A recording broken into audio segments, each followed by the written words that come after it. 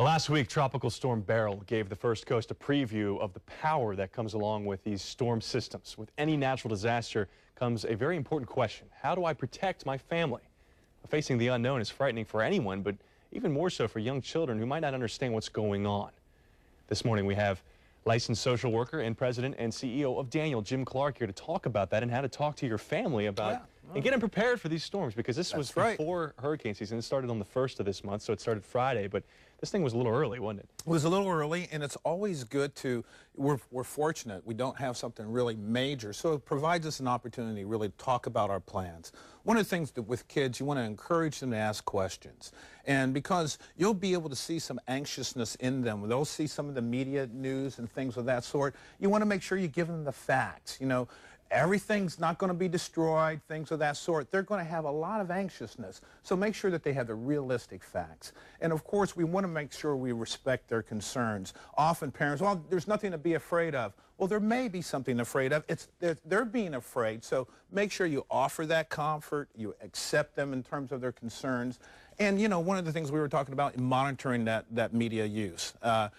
Sometimes TV can be, they can think it's happening over and over and again. It can be repetitive. That's right. Yeah. So you want to be somewhat careful with that. And I tell people one of the neatest things to do when you have kids in the storm, let's think about things that we can do for some other people. That way you're getting them off of thinking about themselves. What things can we do later after this storm that might be able to help some other people? So that's always a nice little thing to do. And you emphasize having a plan, too, and running drills as far as, you know, hey, get everybody in the car, get out of here in case of evacuation or something like that. That's absolutely. Preparation is really one of the best things in terms of keeping everybody safe. And you and I were talking about the same thing as it relates to fire. Fire is probably one of the most disasters that can happen at any point in time. Yeah, I mean, that can happen year-round, anytime. That's right. And you want to make sure that you have a plan. Everybody comes together, you talk about it, you practice your plan. If you don't practice your plan, something can happen. So it's really important to do those type of things. Kids tend to cling to pets as well, animals, dogs, cats, whatever they may have, a bird, I don't know, but they tend to cling to those pets. What do how do you incorporate those animals into part of your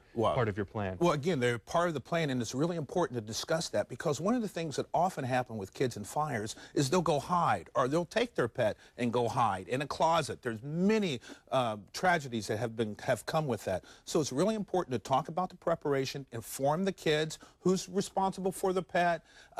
You know, the classics. We think that because kids have the drills at school that they don't really need them at home. But you need to do those things. You know, stay low and crawl, stop, drop and roll. Those are all important things that to tell children to help them prepare and feel that they are empowered. They know what to do in a case of emergency. Anything else? How does your plan, your family plan? Well, your kids are grown now, but I'm sure you had one. As I mentioned to you, one of the things we often did around the holidays, because we had candles and things like that, we often prepared those drills. Because if you don't do a drill, then everybody kind of panics. The other thing to do is talk to the family. Here's why it's important, and have an evacuation and a communication plan. Even though my kids are old now, if the storm happen, we have a plan in terms of where we're going to meet if we need to later on. Now is the time to start doing this, because, you know, as we know from just living here, August, September, these are when those storms and start tornadoes coming our way. That's right. Jim, thank you so much. Thank you. If you'd like more information on this topic, visit danielkids.org